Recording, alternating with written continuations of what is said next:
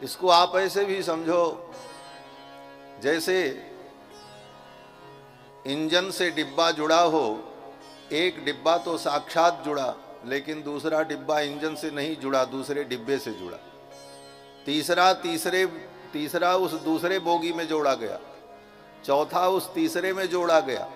इस तरह सैकड़ों बोगियां जोड़ दी गई, जिसमें एक तो डायरेक्ट इंजन से जुड़ा है, बाकी सब एक दूसरे से जुड़े। परिणाम क्या होता है? बोले परिणाम यही होता है, इंजन हावड़ा जाता है तो बोगियां भी पहुंच जाती हैं। जाती हैं कि नहीं जाती? यही अनुबंध है। और उस बोगी में भारत के प्रधानमंत्री, राष्ट्रपति और बड़े बड़े अधिकारी सब बैठे हों, लेकिन उस बोगी का संबंध अगर इंजन से नहीं है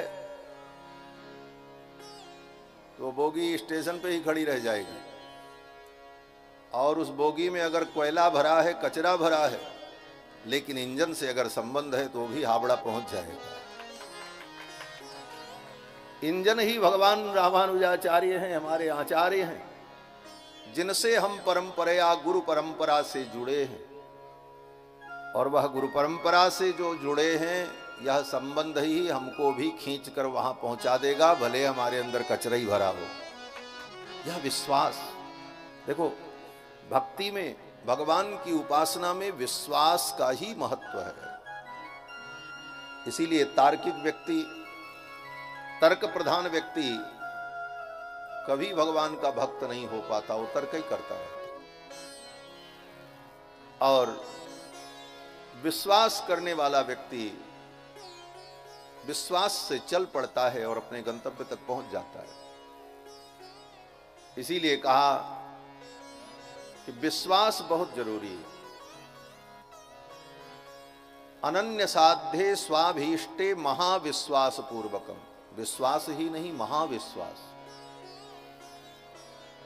अनन्य साध्ये स्वाभीष्टे महाविश्वास पूर्वकम तदेका प्रार्थना कार्या प्रपत्ति शरणागति।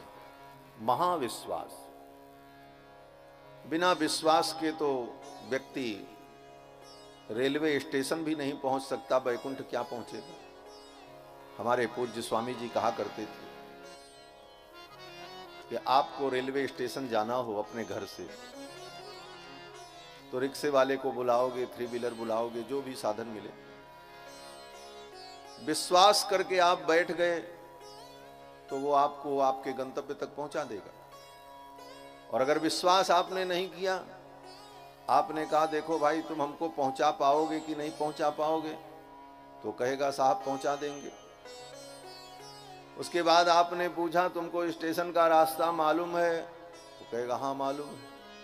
बोले सकुशल पहुंचाओगे कि कहीं पटक दोगे?